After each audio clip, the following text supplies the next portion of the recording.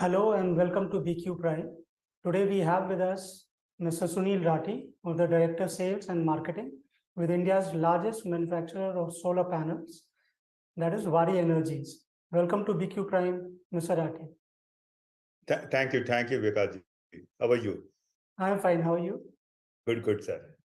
So, as you have seen over the last 2 years, what we have witnessed is there has been tremendous stress on India's power sector, because of peak demand rising almost to 220 gigawatts, especially in May.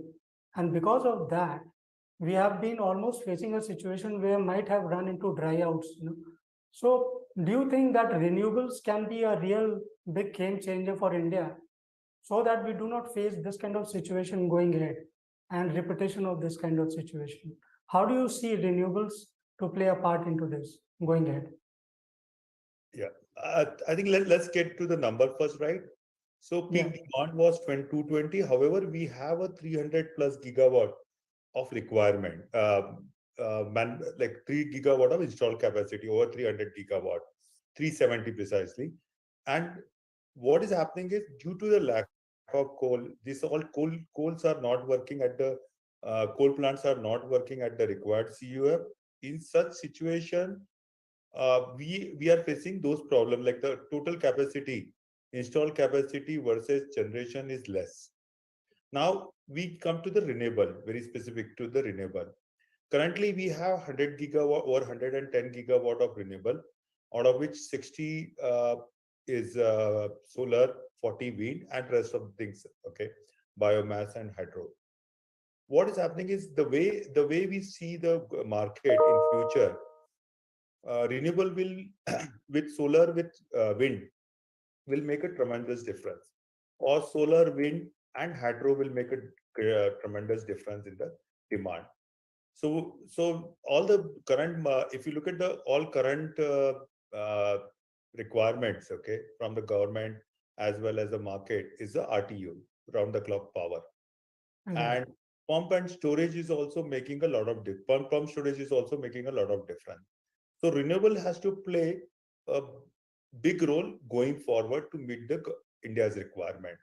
Seeing the scarcity of coal, okay, and demand growing continuously year on year, per capita power consumption is increasing.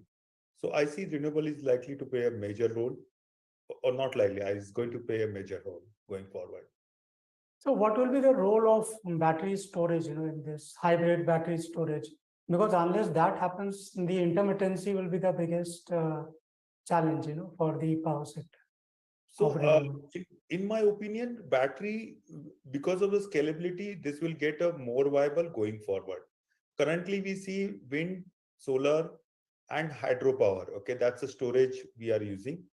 But going forward, considering the peak demand prices are so high, right? So battery, wind, and solar is going to be the combination going forward. Okay. The peak But demand the requirement. adoption hasn't picked up for battery because of pricing, I think. Yes, it's a So, cost yeah. of power is LCOE with batteries Mhm. very high. So probably only during the peak time in the evening it can be economical as on today. But Okay. same we have seen 10 years back with solar. Solar wasn't very economical, or everybody saying, okay, it's not viable. But eventually when scaling happened, okay, now solar is the power, okay, or everybody has Right. to match solar tariff now. This introduction of BCD and ALMM last year and BCD this year, the overall what we have seen is that although it's good for the manufacturing sector, but most of these development projects, they have been put under risk. Almost 15 gigawatt projects is what people are talking about, are stranded right now. Either they need grandfathering from the government or some kind of help or incentivization. So, do you think that government could have waited till the time that the capacity could have been built by the private players, or either they could have reduced the BCD, by half? How do you see it? So the impact is not because of BCD. BCD is well thought, okay, and it was imposed to increase the production capacity in India. And that really happened also. Today, if you look at this, already 75 manufacturer totaling to the 17 gigawatt in LLM list. okay, and which is likely to increase to by another same like another 17 gigawatt in very short time. Maybe in 6 months' time, you will see another 17 gigawatt addition. So whatever government intention on a sustainability or energy security is the right approach, I would say. Okay. The only problem what happened is a Ukraine war and the scarcity or like a demand for power increase across the world. Okay. And that increased the solar requirement. Also, COVID impact, coal shortage, energy shortage in China also reduced the to overall capacity or generation polysilicon supply, and that has impacted commodity prices going high, which making project unviable. So we do see that we like last 15 years I've been in this industry, and we always seen downward trend, always southward direction in silicon prices or cell prices, model prices. But last 1.5 year, we first time seen a upward direction, and that was consistently for 18 months. We have seen all the time prices going high. Good news is, since last 4 5 weeks, we are seeing the downward trend, and we anticipate that prices will stabilize to the normal, new normal, and that will make all this project viable. Okay. But how do you see this domestic manufacturers raising the prices in line with imported panel prices? They were artificially raised. What was the intent and purpose behind this? That is it that the companies were looking at the opportunity to make profits? Yeah, yeah. To be very honest, please understand, we have 75 manufacturers under LLM, and everybody is not able to operate the plant to this required CUF. Okay, majority of plants are shut down or not operating to the maximum. They are operating for 3 4 5 days, and because of what reason is the demand and the demand. Okay, so when demand is low, okay, and machines are not operating, who is going to make the price artificially high?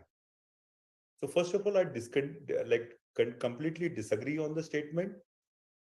So please, when we go to this particular problem, okay, you will realize the cell prices are on our cell prices we have to pay 27.5% of duty, and that's not all. We are paying a duty on EVA, backsheet, sealant, and busbar. Okay. Recently, they have removed the duty on glass, which is benefit to the industry. Also, if you look at the China, particularly China pricing, right, the finished product prices are lower compared to the cell prices. So they are keeping cell higher prices. And if you look at the changes happen over the last 2 years, most of the cell manufacturer enter into the model manufacturing, because on a finished product they get incentives and not on a semi-finished product. So all these changes making cell more expensive relatively to model. So when you see the model prices are matching or little less or maybe higher than the China price, even after 40 cent, I'm sure nobody in the industry is making a profit or a high profit. The working is very clear. We are paying duty on cell prices. We are paying duty on other component, and sale prices are artificially high by 2 to 3 cent when they come from the China. Also, sale supply is very limited because all these cell manufacturers they are already into the model manufacturing tools. Okay, so that's a major issue. So that's the reason why you all are increasing your cell capacity also. What's your plan like, going ahead? How much you are looking to expand? As a company, we are already committed to the cell manufacturing, and our first 5.4 gigawatt of cell manufacturing will up running by September. That's an announcement which Mr. Mehta made a few years back to the industry. Okay, and we are on time right now. And in addition to that, we'll add few more gigawatt of capacity in 2024 and 2025. And this would include your module capacity also, module capacity separately. So module capacity already we are at 9 gigawatt, and we are further increasing as per the country's demand. How much you are increasing the module capacity to? So currently is 9 gigawatt. We probably add few more gigawatts in 2023. Okay, so maybe from 9 you'll go to 10 or 12. Maybe more than that. Okay. Okay, and what's the kind of It depends on the requirement, industry requirement, right? Practically, if the cell prices goes down, then the demand is likely to go very high, and many projects get viable. And to meet that demand, we will expand, and we are ready for that. We have what's the kind of what's the kind of Okay. investments that you all are looking at going ahead for this kind of capacity addition? I think our CFO is not on this, so I am not the right person to speak on that. But if we look We at the have back already of, raised 100 crores from the equity, private equity, and that announcement and public PR was released a few months back. yeah, no, if we look at the back of hand calculation, so per megawatt, how much is the requirement for, say this, setting up a manufacturing unit or capacity expansion? Because I will not be the right spokesperson for this Right. Okay. question. Okay, no, that's fine. So as far as incentivizing the solar manufacturing capacity addition, domestic, government had come out with solar PLI. The first tender had come out, but the entire bucket list could not be utilized and it was cancelled. Since then, government has been talking about second bucket list, second tender also. But why is it taking so long for this second tender to come out? And how long you see this to happen? So is delayed, okay, and delayed for a long time. I am not the right person to say why it is delayed. It's a government prerogative to decide. Uh, yes, we are very keen in participation of this. Okay. Uh, as going forward, we see that for a sustainability or energy security, we need to start from polysilicon to the module level, and that's something which initiative from government is very well appreciated, and we are like us. There will be many manufacturers who will be keen to participate in this. So as you said, from polysilicons to modules, so what is the kind of capacity you're looking for polysilicons, wafers, and glass and other things? I think to start with 10 gigawatt. 10 gigawatt for polysilicon. Yeah, that's from end-to-end solution. 10 gigawatt of silicon to 10 gigawatt of module, complete supply chain. Okay. Okay. Right. That's why when you are looking at? This may takes time. Okay. Right. And so as far as your looking at this entire play, there are a lot of players who have shown interest in setting up manufacturing capacity, to take the benefit of our solar PLI scheme. So what will be the differentiator for, say, Waaree going ahead, where they would like to compete with domestic manufacturers? Would it be pricing? Would it be quality of your panel? And also, would it be the size of the panels? What the kind of size you are going to set up, size in terms of, size of the panels? No, I understand you are talking about the efficiency of cell, okay, Right. impacting onto the resulting to the size of panel, okay. In terms of technology, we will be at par with the industry, okay. So I say that all the polysilicon to a module, okay, we will be at par. What will make change if we have enough capacity within the country? There are a lot of R&D can happen, okay, and that can be a game changer going forward, because currently most of us are model manufacturers, few gigawatt of cell manufacturing. We really don't have any wafer or backward, okay.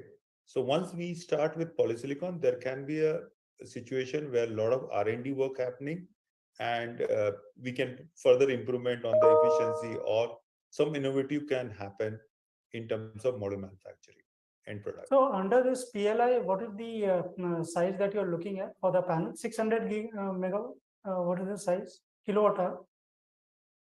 So efficiency, like normally it depends on what wafer you are going to manufacture, right? So currently the wafer size is 182 and 210 mm, okay, and that is going to be the wafer size going forward.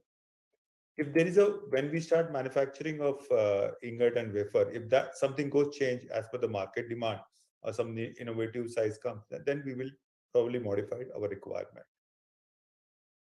Okay. And initially, you all had a plan for IPO. Like last year, you all had made the announcement. So, what's the progress on that? Why is it taking so long for the IPO?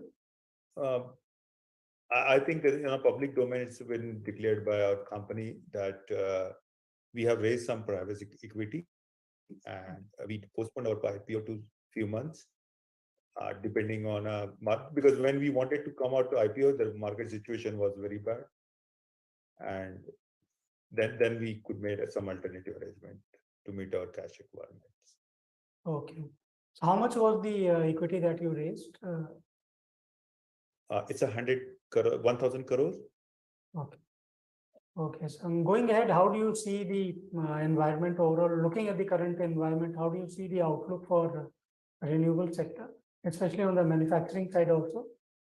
So on a manufacturing side, I see a very good future for India. World is looking India as a second manufacturing hub. Okay, considering even today also there's a news in China. There's COVID shutdowns are happening and major uncertainty in supply chain disruption. At the same time, every country has renewable targets to meet. Okay, ESG compliance, net zero compliance. So demand is very high, and to meet world demand, India can be a like China plus one strategy and can play a major role going forward. How long would it take, sir? Because setting up these capacities normally require 1.5 to 2 years. So can we expect that India would take the place of China or replace China, say in 2 years, 3 years time? I think we are not competing with China or something. It's like we are adding one additional supply chain, right? Okay. And they have already reached to a situation where 460 gigawatt of manufacturing. Okay, what we are trying to do is we will be adding some capacities in India, which will support the world market. Okay. Okay, we are not competing with them right now, and Mhm. it will take some time, but Okay. definitely it makes a sense for us to for our own India country's energy security. Starting from polysilicon will definitely help country as well as some other countries where we can export. Also, it can Oh. help Mhm. us to increase our export deficit, okay, currency deficit. Okay. So one last question on the pricing of the solar panels, and also the reason why many of the projects are stalled, people are postponing their projects. How long you see that these panel prices will come down? One could be the direct relation to the Russia-Ukraine war. As soon as war subsides, maybe the prices would come down, commodity prices. But otherwise, whatever artificial increase is what the industry is talking about or the developers, do we see that the prices will fall in say next quarter, 2 quarters?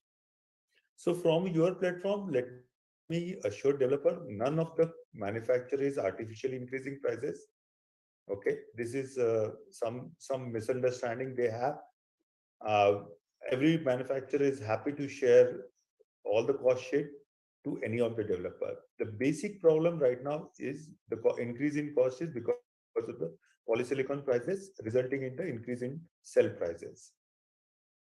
Okay. There were also talks that many of these manufacturers to get better margin they have been exporting outside India.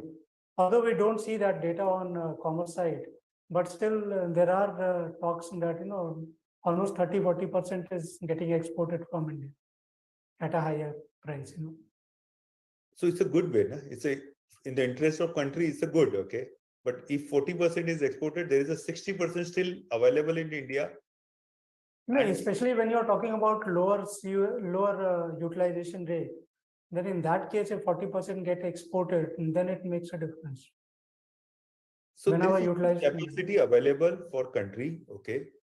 Because when you start exporting, there's a limitation of cell, availability of cell also, right? So there are a lot of limitation. You cannot just keep on exporting, right? So there is a huge capacity available within the country for the developers. And what we like whatever we have seen the commodity prices going on, Ukraine war played a major role because of demand supply, but that was not the only reason.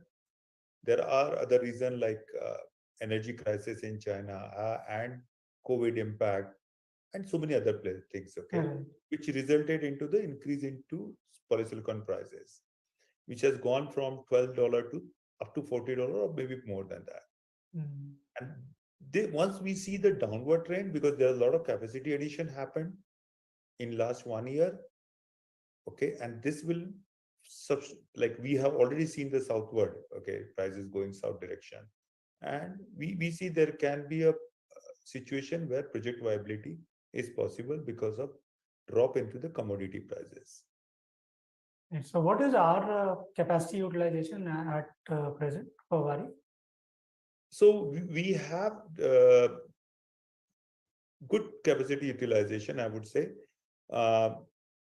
We are talking about anything between 65% to 70%. Okay. Okay. Thank you very much, sir. Thanks a lot for sparing time for us. We'll come back again with another topic for discussion. Thank you very much.